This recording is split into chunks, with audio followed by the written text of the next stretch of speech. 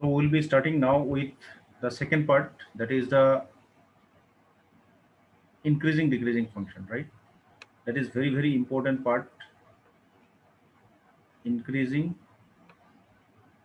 and decreasing function. Increasing and decreasing function. So increasing decreasing function पहले है क्या वो पहले समझ लो, राइट? और सबसे बड़ा बात है कि इंक्रीजिंग डिक्रीजिंग फंक्शन दोनों को मिला के we have a special name for it, that is a monotonic function. Monotonic function, right? We call it monotonic function together. Monotonic का मतलब है इंक्रीजिंग और डिक्रीजिंग दोनों कैरेक्टर को ये इंक्लूड करता है. Whenever we want to say both together, so we'll be having monotonic functions. तो what is increasing, what is decreasing? ठीक है, पहले एक डेफिनेशन लिख लेते हैं, उसके बाद ग्राफिकली हम लोग इसको समझेंगे एंड देन विल प्रोसीड. तो सबसे पहले लिखो, ये है, let F be any real function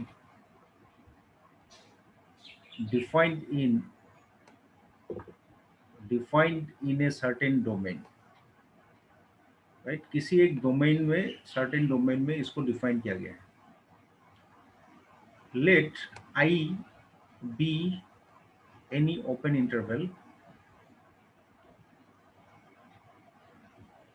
subset of, which is subset of domain, उस डोमेन का सबसेट है, right?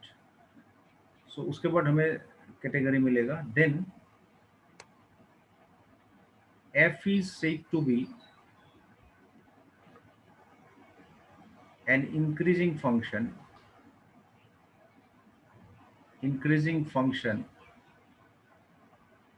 in I if x1 less than or equal to x2 implies f of x1 is less than or equal to f of x2. Sorry, ये strictly less than होना चाहिए. कहने का मतलब है जब x को तुम बढ़ा दोगे तो fx will be also increasing, or it may not increase but it will be at the same level. ये कम नहीं होगा, राइट? ये इसको इंक्रीजिंग बोलते हैं, आई एन सी आर. ठीक है, इंक्रीजिंग फंक्शन. इस फंक्शन का अलग एक नाम हम लोग देते हैं क्योंकि ये किसी भी पॉइंट में डिक्रीज नहीं होता है, तो we call it non decreasing function also. Non decreasing function. Increasing function को हम लोग नॉन डिक्रीजिंग फंक्शन भी बोलते हैं. ठीक है, चलो ये एक पार्ट हो गया. सेकेंड वाला लिखते हैं, इसका ठीक उल्टा वाला लिख लेते हैं. f is said to be a decreasing function if what will happen if x1 less than x2 implies f of x1 greater than or equal to f of x2. ठीक है, ये इसमें अभी तुमको हो सकता है दिक्कत है समझने में, इसको लिख लो बस. इसको हम लोग बोलेंगे non increasing function. Non increasing function, ठीक है. डिक्रीजिंग फंक्शन को नॉन इंक्रीजिंग फंक्शन भी बोलते हैं क्योंकि इसमें इक्वलिटी आता है. ठीक है, अभी दो पार्ट लिखेंगे इसका. Strictly increasing, f is said to be strictly increasing, right? Strictly increasing if, इसमें कहानी क्या होगा, f of x1 strictly less than x2 will imply x1 भी, f of x1 भी strictly less than x2 होना चाहिए. ये strictly increasing का है. ग्राफ जब करेंगे then it will be more clear to you. f is said to be strictly decreasing,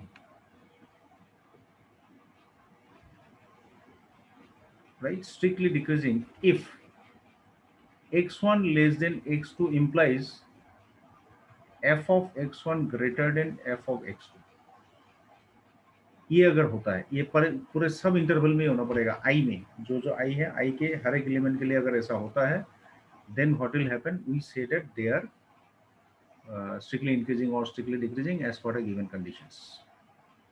So here what we need to remember is this particular part. Please try to remember. Increasing के लिए देख लो, एक बार repeat कर रहा हूँ. For increasing, ये वाला actually this will be giving us the criteria. मैं क्राइटेरिया को डिराइव करके नहीं दूंगा because derivation is not needed, लेकिन you will be getting there in the class notes जो हम मटेरियल भेजेंगे उसमें मैं उसको प्रूव भी करके दूंगा दैट इंक्रीजिंग होने से क्या क्राइटेरिया, डिक्रीजिंग होने से क्या क्राइटेरिया होगा. So these are the criterias to be satisfied to have one increasing function और डिक्रीजिंग फंक्शन. अभी सबसे बड़ा बात है, यहाँ से तुम लोगों को कुछ भी बहुत बड़ा आइडिया नहीं मिल सकता है. तो ये पूरे चीज को अगर हम ग्राफिकली देख ले, then it will be much better for us, so will be visualising it. ठीक है, हम लोग इसको विजुअलाइज कर लेते हैं, एक एक करके सब सिचुएशन को विजुअलाइज करेंगे. देख लेना, किसी को डाउट होगा तो पूछ लेना. छोटा छोटा फिगर बनाएंगे so that we can understand this, right. ये है हमारा एक्सिस, मार्क नहीं कर रहे एक्स एक्सिस वाई एक्सिस बोल के. हमें पहले इंक्रीजिंग का बात बोलना है. ठीक है, इंक्रीजिंग मैंने पहले इंक्रीजिंग डेफिनेशन दिया. दो ग्राफ बनाएंगे, ठीक है, ऐसे फंक्शन गया, ऐसे कुछ हिस्सा एक्स एक्सिस के साथ पैरेलल हुआ, दो ग्राफ एक साथ बना लेते हैं, then it will be easy for you to compare. Increasing के साथ स्ट्रिक्टली इंक्रीजिंग बना लेते हैं, राइट, क्योंकि ये दोनों कंपेरेबल है. डिक्रीजिंग तो ठीक उसका उल्टा होगा, so I will not draw that. ये ठीक है. इसमें देखो क्या कहानी है, इस कहानी को बहुत बढ़िया से देखना है. You have to see this, this is the very important part to be understood. Suppose मैं इच्छा करके ऐसे करके कुछ कुछ लाइंस ऐसे बनाता हूँ, कुछ कुछ लाइंस, जस्ट ये समझने के लिए कि क्या डिफरेंसेस है, राइट. दोनों ग्राफ के लिए बनाता हूँ मैं ऐसे करके दो तीन line, right. Please try to understand this. You also draw the figure, this is needed. Suppose ये इस पॉइंट का नाम x1 है, इसका x2, इसका x3, इसका x4, एंड यहाँ पे सपोज तीन ही पॉइंट लिया, x1, x2, x3. ये हमारा फंक्शन है y equal to F X. चलो दोनों में सेम नाम रखते हैं, कोई प्रॉब्लम नहीं है, because we are going to explain it. इसमें कहानी देखो, कहानी देखो, कहानी क्या है, व्हाट इज द कहानी that is to be only understood. इस वाले में देखने से तुम्हें पता चलेगा कि x1 सबसे स्मॉलेस्ट है एंड x4 सबसे हाईएस्ट है.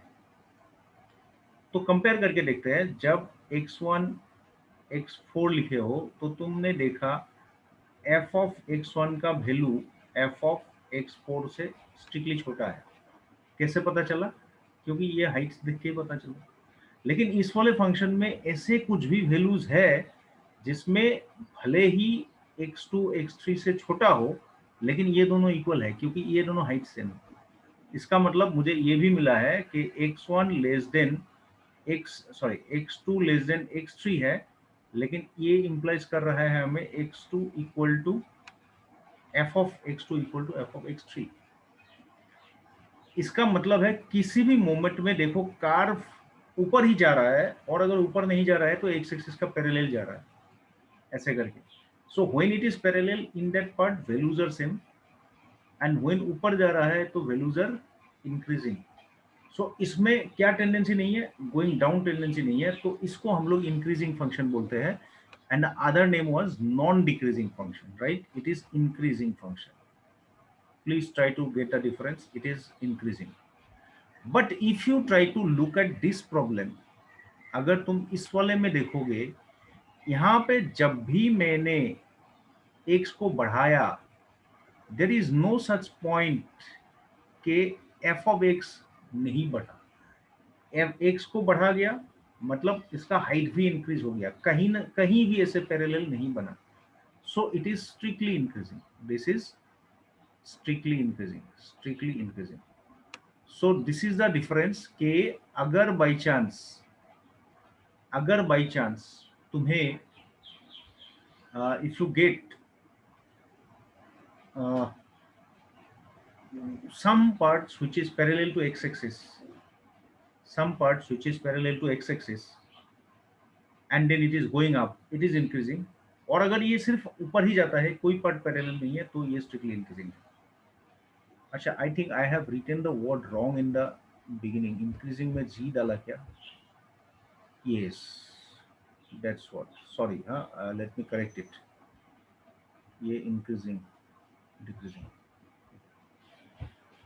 ओके, सो ये दोनों ग्राफ हो गया इंक्रीजिंग एंड स्ट्रिक्टली इंक्रीजिंग का. ठीक इसका उल्टा, just the reverse will be for home, just the reverse will be for decreasing or non increasing function and strictly decreasing. तो ग्राफ इसमें भी बना लेते हैं. Now you will be able to understand this very very clearly. So graph दोनों बना लेते हैं. इस बार डिक्रीजिंग बनाना है. Decreasing, right. डिक्रीजिंग मतलब ऐसे ऊपर से आ सकता है, ऐसे करके कहीं जाके फिर पैरेलल होगा, फिर ऐसे नीचे आएगा, राइट. और अगर स्ट्रिक्टली डिक्रीजिंग होगा तो कहीं ऐसे पैरेलल नहीं होगा, डायरेक्टली डिक्रीजिंग होगा, right. This is very very important to understand. इसमें और अगर मैं लाइन बना भी देता हूं तो भी वैसे कोई खास प्रॉब्लम नहीं होगा. You will be able to understand it. जैसे यहाँ पे देखो, x1 यहाँ पे है तो हाइट सबसे ज़्यादा है.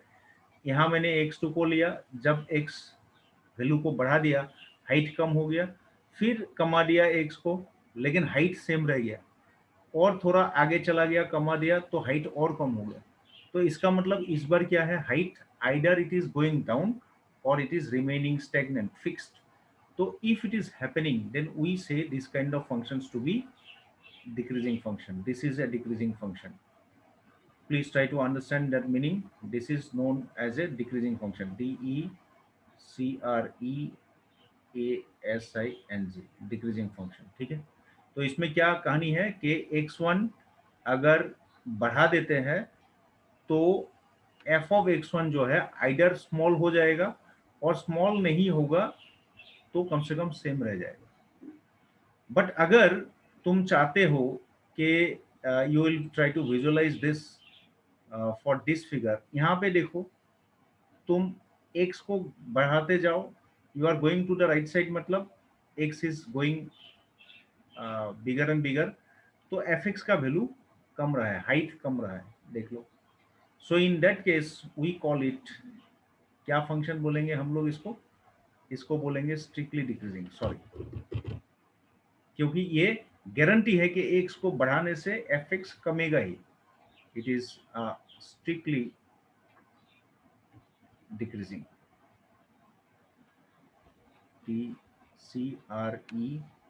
decreasing, strictly decreasing function. So this is the thing you have to observe, right? तो फिगर अभी तुमको ये आइडिया कर दिया है, राइट. अब एक फंक्शन और मिलेगा जो वहां पे हमने नहीं बताया, यहाँ बता देते हैं.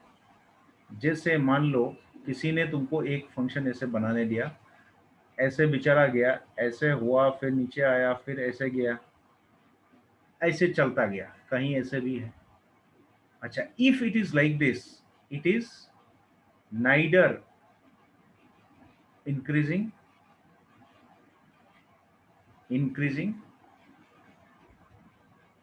और डिक्रीजिंग. क्योंकि इसमें ना ये आगे बढ़ रहा, मतलब ऊपर जा रहा है कॉन्स्टेंटली, ना ही नीचे आ रहा है, कोई फिक्स ट्रेंड नहीं है. हाँ, तुम अगर इसमें बोल दोगे कि मुझे पर्टिकुलर एक पार्ट में चाहिए, तुम अगर बोलोगे कि मुझे यहाँ से लेके यहाँ के बीच में चाहिए, तो वो इंक्रीजिंग होगा. लेकिन तुम अगर पूरा यहाँ से लेके यहाँ तक ढूंढोगे तो it is neither increasing not decreasing, क्योंकि कभी ऊपर जा रहा है, कभी नीचे आ रहा है, फिर कभी ऊपर जा रहा है, right. So this kind of functions are said to be neither increasing not decreasing. ठीक है. अब सबसे पहले, before I go for the criteria, quickly I discuss two known function, very well known functions. ठीक है, ये जानना पड़ेगा तुम लोगों को, इसीलिए मैं बोल रहा हूँ. Please try to understand that, क्योंकि इसका काम हमें इसमें ही आएगा. इंक्रीजिंग डिक्रीजिंग का प्रॉब्लम सॉल्विंग में आ सकता है, और तुम लोग क्या कर सकते हो without like taking the help of analytic way, you can do some problems related to this. मैं दो ग्राफ का बात करना चाहता हूँ। पहला वाला I want to talk about sine function, second वाला I want to talk about cos function. तो साइन फंक्शन का ग्राफ कैसा होता था, ऐसे करके कुछ होता था, राइट। पूरा नहीं बनाएंगे, एक लूप बना देते हैं, यहाँ से ऐसे करके फिर जाते थे। I don't know how many of you are remembering this. और जब कोसाइन का ग्राफ ड्रॉ करते थे तो कोसाइन का कैसा होता था, ऐसा टाइप का होता था, राइट, ऐसा टाइप का होता था कोसाइन का। तो यहाँ पे देखोगे, please try to understand that, ये जीरो है, ये वाले जो हाईएस्ट पॉइंट में चला गया ये पाई बाई टू था, ये पाई था, यहाँ पे फिर 3 पाई बाई 2 है, यहाँ पे पाई है, ठीक है। तो इस वाले, अच्छा ये -पाई बाई 2 है, -पाई बाई 2। तुम्हें बस मैं एक पार्ट हाईलाइट करना चाहता हूं, अगर ये पूरा फंक्शन को देखोगे it is neither increasing not decreasing, ना ही ये इंक्रीजिंग है और ना ही ये डिक्रीजिंग है, ठीक है। लेकिन अगर तुम इसका पर्टिकुलर ये वाले हिस्सा देखोगे तो तुम देखो it is going strictly up. तो मतलब -पाई बाई 2 से लेके पाई बाई 2 में ये साइन फंक्शन क्या है, इंक्रीजिंग है। Please try to understand that. वही sine function, that same sine function will be decreasing कब, पाई बाई 2 से लेके 3 पाई बाई 2। तो क्या बोल रहा हूँ कि इंटरवल के हिसाब से साइन फंक्शन डिक्रीजिंग भी हो सकता है, इंक्रीजिंग भी हो सकता है, राइट। सिमिलर वे में अगर तुम इसको देखोगे, right, let me right the intervals, पहले इंटरवल्स लिख लेते हैं। ये -पाई बाई 2 है, ये जीरो है, right, this is pi by 2 है, ये थोड़ा सा छोटा हो गया, ये पाई होगा, right, and then it is pi by 2 twice pi, हाँ 3 पाई बाई 2, ठीक है। एम आई क्लियर टू, ये पाई लिखा हूँ, ये 2 पाई होगा। सो यहाँ पे तुमने क्या देखा है, व्हाट यू हैव सीन, अगर मैं -पाई बाई 2 से लेके पाई बाई 2 लूंगा तो मेरे को ये इंक्रीजिंग और डिक्रीजिंग दोनों मिलेगा। तो मैं यहाँ से 0 से लेके पाई तक लूंगा, it is in the decreasing trend. तो try to remember, inverse trigonometry तुम लोगों ने खत्म किया है, तो उसमें जो डोमेन का चक्कर था, रिस्ट्रिक्टेड डोमेन का, हमने वही किया है। -Pi by 2 to pi by 2 sine के लिए लिया था, 0 टू पाई लिया था कोस के लिए, so that it becomes decreasing, ठीक है। ये 1 1 on 2 होगा। अब देखो यहाँ से हमें फंक्शन का भी कितना बढ़िया एक आइडिया मिलेगा। This is additional idea what I am sharing, because it is not a part directly of this particular chapter as your book says, ठीक है, लेकिन ये एक्चुअली पार्ट है। जस्ट एक रफ ऑब्जर्वेशन से मैं बोल रहा हूँ, अगर कोई एक फंक्शन का ग्राफ ऐसे ऊपर जा रहा है, राइट, ऊपर जा रहा है, और मान लो एक फंक्शन जो ऐसे ऊपर जा रहा है, बीच में ऐसे स्टेगनेंट होकर ऐसे जा रहा है, ये रहा इंक्रीजिंग और ये रहा डिक्रीजिंग, सॉरी स्ट्रिक्टली इंक्रीजिंग, तो क्या हमको नजर आएगा, जस्ट देख लो, just try to see this, because this is going to be very very sensitive, very very important. यहाँ पे तुम x को बढ़ाओगे तो fx भी बढ़ेगा, यहाँ x को बढ़ाओगे तो fx बढ़ भी सकता है और नहीं भी बढ़ सकता है, मतलब fx इक्वल भी हो सकता है।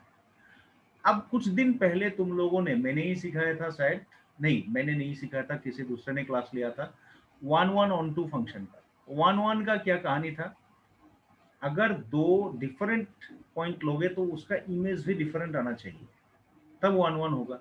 और अगर दो डिफरेंट पॉइंट लेने के बाद इमेज सेम आ जाता है तो उसको हम लोग क्या बोलते हैं, वी से देम टू बी, क्या फंक्शन है वो, 1 1 नहीं है वो, नॉट 1 1 है। तो यहाँ देख लो, बहुत बढ़िया से तुम नोटिस कर सकते हो, यहाँ जब भी मैंने दो अलग अलग x1 x2 लिया, देखो y1 का वैल्यू तो इधर आएगा ना, this is y1 and this is y2, ये दोनों ही अलग अलग है, y2 ये y3।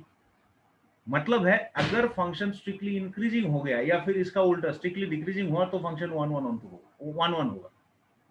तो कल को अगर किसी ने बोल दिया कि सो दैट द फंक्शन इज 1 1, और तुम्हें एक बहुत कॉम्प्लिकेटेड फंक्शन दिया, जिसको तुम डिफरेंशिएट तो कर सकते हो, लेकिन वो f of x one equal to f of x two नहीं दिखा पा रहे हो, तो at that moment you differentiate this and try to show that it is strictly increasing, right. और अगर वही फंक्शन तुम इसके लिए कर रहे हो, देखो x1 को तो मैंने बढ़ा दिया, अलग अलग लिया, इसमें बढ़ गया, राइट, इसमें बढ़ गया, ये दोनों मान लो थोड़ा सा डिफरेंस में हो लेकिन अलग अलग है, लेकिन ये दोनों पॉइंट देखो, they have the same value. मतलब मैंने x1 x2 not equal to x3 तो लिया, लेकिन मुझे x2 equal to f of x3 मिल गया, मतलब नॉट 1 1। तो increasing function and decreasing functions are not 1 1, whereas strictly increasing function and strictly decreasing functions are 1 1. So ये एक हमें जरिया मिलेगा to prove the function to be 1 1. Anyone wants to ask anything?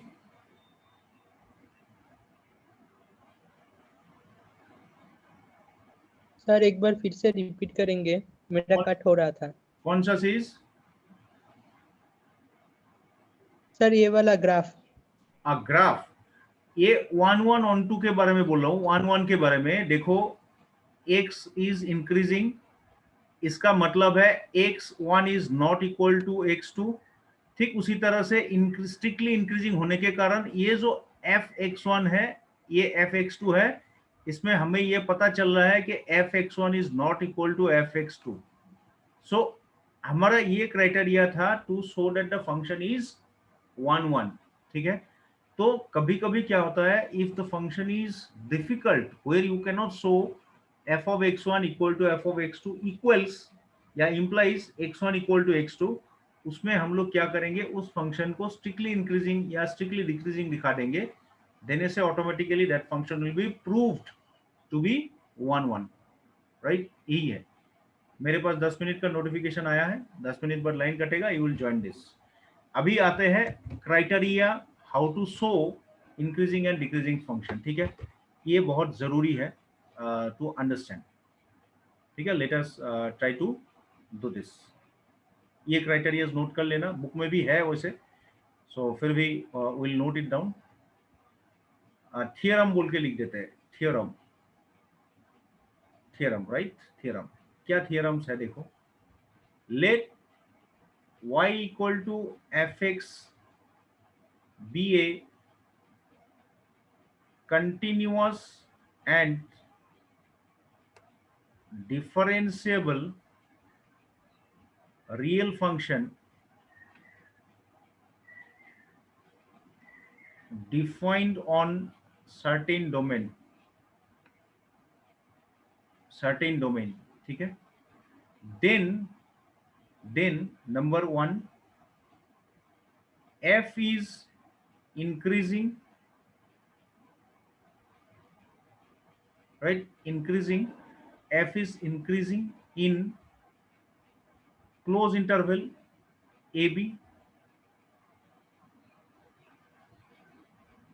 if f dash dash x is greater than or equal to 0। अच्छा, इसको close interval मत बनाओ, open interval बनाओ। कभी कभी क्लोज इंटरवल हमको मिल सकता है, because we may not get always close interval, so you make it general। ठीक है, number 2, f is decreasing in that close interval ab if, sorry, open interval ab, f dash is less than or equal to 0। फिर f is strictly increasing, right, strictly increasing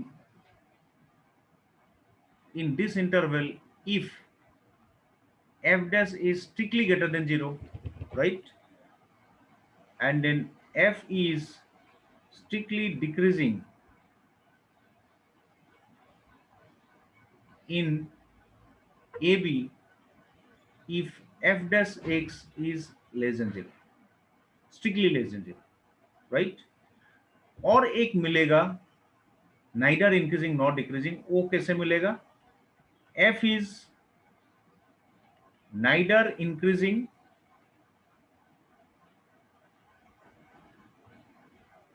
nor decreasing neither increasing nor decreasing in AB if f dash changes its sign in the interval AB। ऐसा type का problem मिलेगा तो मैं refer करूंगा।